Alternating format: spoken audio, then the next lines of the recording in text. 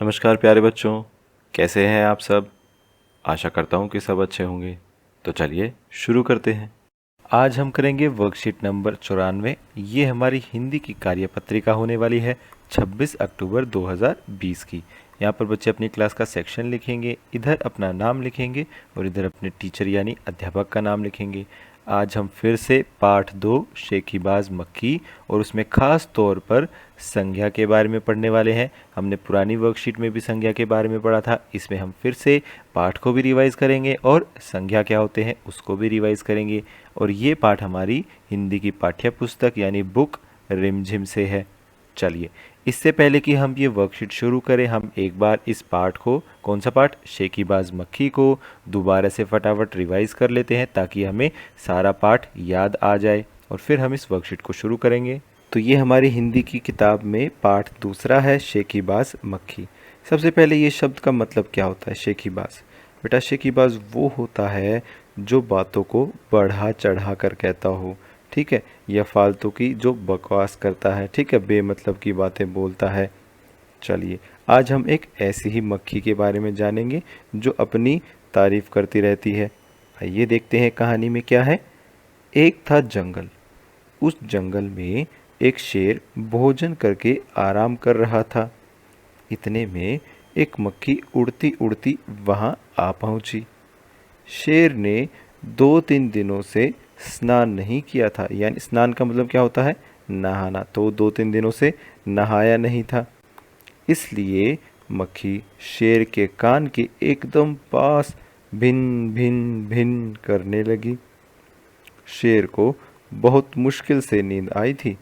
उसने पंजा उठाया, मक्खी उड़ गई, लेकिन फिर से शेर के कान के पास भिन भिन शुरू हो गई। अब शेर को गुस्सा आ गया।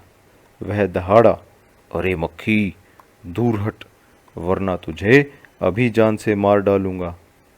मक्खी ने धीरे से कहा, छी छी, जंगल के राजा के मुंह से ऐसी भाषा कहीं शोभा देती है। शेर का गुस्सा बढ़ गया। उसने कहा, एक तो मुझे सोने नहीं देती, ऊपर से मेरे सामने जवाब देती है। चुप हो जा, वरना अभी। मक्खी बोली, वरना क्या कर लोगे? मैं क्या तुमसे डर जाऊंगी? मैं तो तुमसे भी लड़ सकती हूँ। हिम्मत हो तो आ जाओ। तो ये देखिए, यहाँ पर चित्र में दिखा रखा है कि जो ये मक्खी है वो शेर से लड़ रही है। शेर आग बबूला हो उठा। आग बबूला का मतलब होता है कि उसे बहुत ज़्यादा गुस्सा आने लगा, ठीक है, और वो आग की तरह जलने लगा। उसने कान के पास पंजा मारा। मक्खी तो उड़ गई, पर कान जरा छिल गया। मक्खी उड़कर शेर की नाक पर बैठी, तो उसने मक्खी को फिर से पंजा मारा। मक्खी उड़ गई और अब की बार शेर की नाक छिल गई। मक्खी कभी शेर के माथे पर बैठती, कभी गाल पर, तो कभी गर्दन पर। शेर पंजा मारता जाता और खुद को घायल करता जाता। मक्खी तो फट से उड़ जाती। अंत में शेर ऊब गया, थक गया। वह बोला, मक्खी बहन, अब मुझे छोड़ो, मैं हारा और तुम जीती। बस। मक्खी घमंड में चूर होकर उड़ती उड़ती आगे बढ़ी। सामने एक हाथी मिला। मक्खी ने कहा, अरे हाथी, मुझे प्रणाम कर। मैंने जंगल के राजा शेर को हराया है, इसलिए जंगल में अब मेरा राज चलेगा। हाथी ने सोचा, इस पागल मक्खी से बहस करने में समय कौन बर्बाद करे। हाथी ने सूंड ऊपर उठाकर मक्खी को प्रणाम किया और आगे बढ़ गया। सामने से आ रही लोमड़ी ने यह सब देखा। लोमड़ी मंद मंद मुस्कुराने लगी। मंद मंद का क्या मतलब होता है, धीरे धीरे, हल्के हल्के से। इतने में मक्खी ने लोमड़ी से कहा, अरे ओ लोमड़ी, चल मुझे प्रणाम कर। मैंने जंगल के राजा शेर और विशाल काय हाथी को भी हरा दिया। विशाल काय का क्या मतलब होता है, विशाल काय का मतलब होता है बहुत ही बड़ा, ठीक है। हाथी बड़ा होता है ना बहुत ज़्यादा, उसको वो क्या बोल रहे हैं, विशाल काय हाथी। लोमड़ी ने उसे प्रणाम किया, फिर धीरे से बोली, धन्य हो मक्खी रानी, धन्य हो। धन्य है आपका जीवन और धन्य है आपके माता पिता। लेकिन मक्खी रानी, उधर वह मकड़ी दिखाई दे रही है ना, वह आपको गाली दे रही थी, उसकी ज़रा खबर लो ना। यह सुनकर मक्खी गुस्से से लाल हो उठी। मक्खी बोली, उस मकड़ी को तो मैं चुटकी बजाते ख़त्म कर देती हूँ। यह कहते हुए मक्खी मकड़ी की तरफ झपटी और मकड़ी के जाले में फंस गई। मक्खी जाले से छूटने की ज्यों ज्यों कोशिश करती गई, त्यों त्यों और भी अधिक फंसती गई। अंत में वह थक गई, हार गई। यह देखकर लोमड़ी मंद मंद मुस्कुराती हुई वहाँ से चलती बनी। तो ये कहानी लिखी है श्री योगेश जोशी जी ने। चलिए अब हम इस वर्कशीट को कर लेते हैं। चलिए अब हम आते हैं प्रश्न नंबर 1 पर। प्यारे बच्चों, पाठ शेकीबाज मक्खी पढ़िए और पाठ में आए इन जानवरों के नाम खाली जगह में लिखिए। अब पाठ तो हमने पढ़ लिया है और हमें क्या करना है, हमें इन जानवरों का नाम नीचे लिखना है। तो यहाँ पर हम चित्र में देख सकते हैं, तो आइए इन सब के नाम हम लिख लेते हैं। सबसे पहले किस चीज़ का चित्र है, ये है एक लोमड़ी, ठीक है, जो कहानी के आखिर में आई थी, जिसने इस मक्खी को मकड़ी के जाले में फंसा दिया था। तो ये है बहुत ही चालाक लोमड़ी। ये क्या है, ये है एक मकड़ी जो जाला बनाती है। और आगे क्या है, ये है एक हाथी, इसकी एक देखो बड़ी सी सूंड है आगे। और ये आखिरी में क्या है, ये है एक मक्खी जिसने शेर को परेशान कर रखा था। तो ये लीजिए, हमने सभी जानवरों के नाम यहाँ पर लिख दिए हैं। आइए देखते हैं आगे क्या बोल रहा है। बच्चों, ये सभी जीव जंतुओं के नाम हैं। हाँ जी, ये सारे नाम हैं इन सभी जीव जंतुओं यानी जानवरों के। इसी तरह जब हम किसी व्यक्ति का यानी इंसान का, या स्थान का यानी जगह का, या भाव का यानी जिससे हम भावनाएं व्यक्त करते हैं, अपनी फीलिंग्स बताते हैं, या किसी वस्तु यानी किसी चीज़ के भी नाम होते हैं। किसी व्यक्ति, जीव, वस्तु, स्थान या भाव के नाम को संज्ञा कहते हैं। तो ये देखिए यहाँ पर हमारी संज्ञा की रिवीजन हो गई है कि संज्ञा क्या है।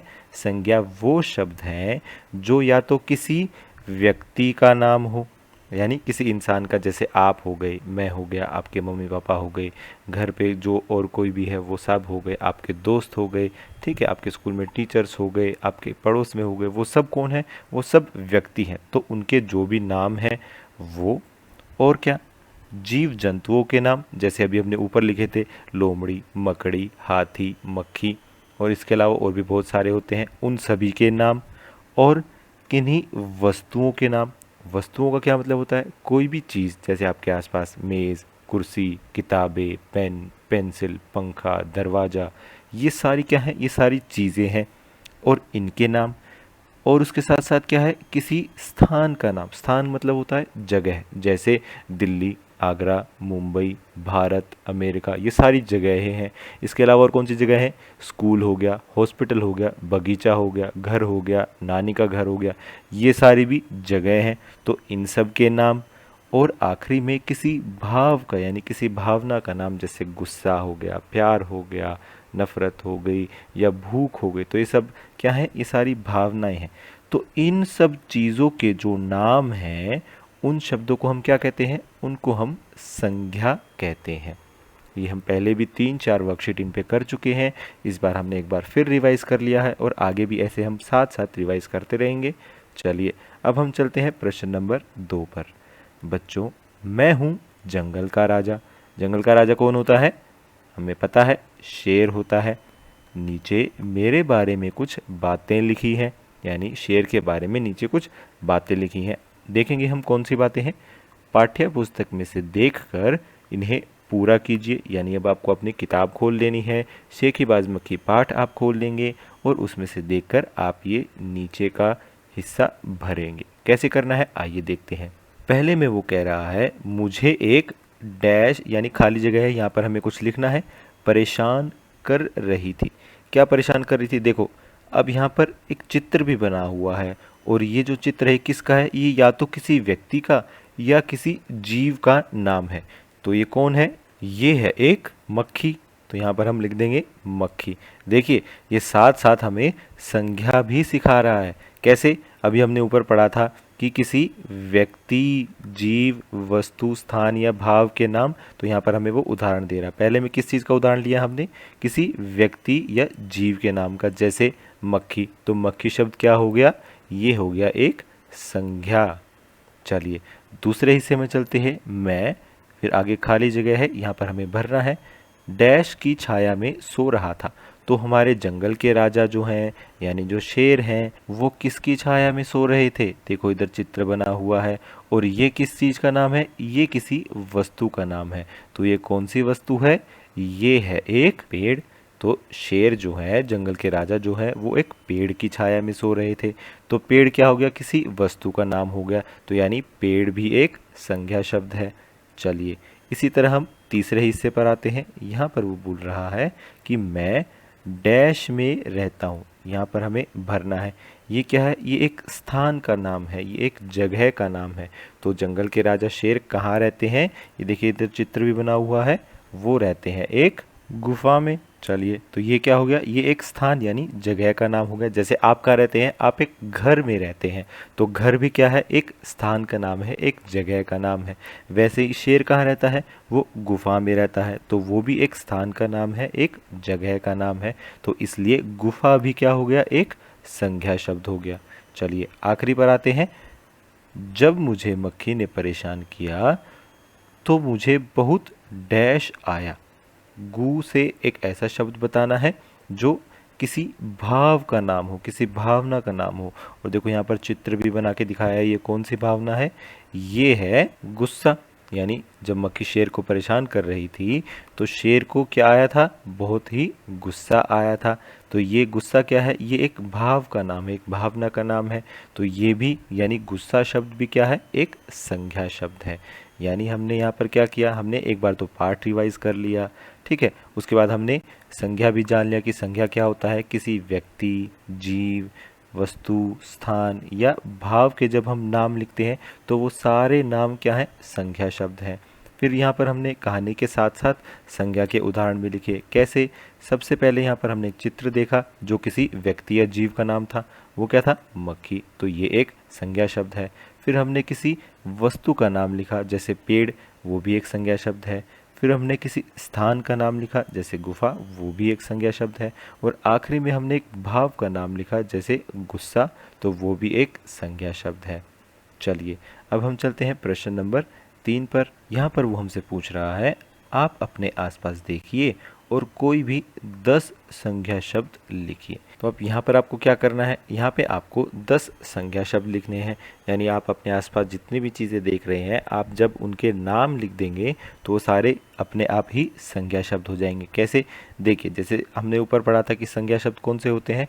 जो किसी व्यक्ति, जीव, वस्तु, स्थान या भाव के नाम को बोध कराते हो। ठीक है, एक एक करके हम यहाँ पर लिखेंगे। जैसे कि जब हम मान लीजिए हम किसी व्यक्ति का नाम लिख रहे हैं, मान लीजिए आपने अपने भाई का नाम लिखा, ठीक है, राम हो गया या श्याम हो गया या मोनू हो गया। तो ये सब क्या है? ये सारे किसी व्यक्ति के नाम हैं। तो ये तीनों शब्द भी क्या हो गए? ये तीनों संज्ञा शब्द हो गए। उसी तरीके से आप क्या लिख सकते हैं? जैसे मान लीजिए कि हमने व्यक्ति का नाम तो लिख लिया है, इसके बाद हम लिख सकते हैं किसी स्थान का नाम। ठीक है, स्थान का नाम कैसे हो गया? अभी मैंने आपको उदाहरण दिया था, जैसे दिल्ली हो गया, दिल्ली आप लिख सकते हैं। और क्या लिख सकते हैं? आगरा आप लिख सकते हैं। और क्या लिख सकते हैं? घर भी एक जगह का नाम है, जैसे अभी हमने ऊपर पढ़ा था शेर कहाँ रहता है? गुफा में, तो गुफा भी एक जगह का नाम है। तो ये सारी चीज़ें आप यहाँ पर लिख सकते हैं। फिर क्या लिख सकते हैं? हमने व्यक्ति का लिख दिया, स्थान का नाम लिख दिया। अब हम क्या लिख सकते हैं? अब हम लिख सकते हैं, ये देखिए इधर, किसी वस्तु का नाम। वस्तु क्या क्या हो सकती है आपके आसपास? बहुत सारी चीज़ें हो सकती हैं, जैसे आपकी किताबें हो गई, ठीक है, तो आप वो यहाँ पर लिख सकते हैं किताबें। उसके साथ साथ क्या हो गया? उसके साथ साथ आपके पास पेन हो गया। और क्या हो सकता है? मेज़ हो गई। ठीक है, तो इस तरीके से आप अपने आसपास की वस्तुओं का नाम यहाँ पर लिख सकते हैं। और आप क्या लिख सकते हैं? और आप किन्हीं भाव का नाम लिख सकते हैं। भाव यानी आपकी जो भावनाएं हैं, आपकी फीलिंग्स हैं, जैसे अभी हमने ऊपर देखा, ठीक है, गुस्सा। और क्या हो सकता है? प्यार हो सकता है। और क्या हो सकता है, आपको भूख की भी भावना होती है जब आपको भूख लग रही होती है। तो इस तरीके से बहुत सारे भाव हो सकते हैं, उनके नाम आप यहाँ पर लिख सकते हैं, वो भी संज्ञा शब्द होंगे। तो इस तरीके से 10-12 तो मैंने ही आपको बता दिए हैं, आप अपने आसपास देखकर उनका नाम लिख सकते हैं। आज की क्लास यहीं ख़त्म होती है। अगर आपके कोई डाउट्स हैं तो आप नीचे कमेंट सेक्शन में पूछ सकते हैं। कल फिर मिलेंगे, कुछ नया सीखेंगे। तब तक के लिए थैंक यू एंड जय हिंद।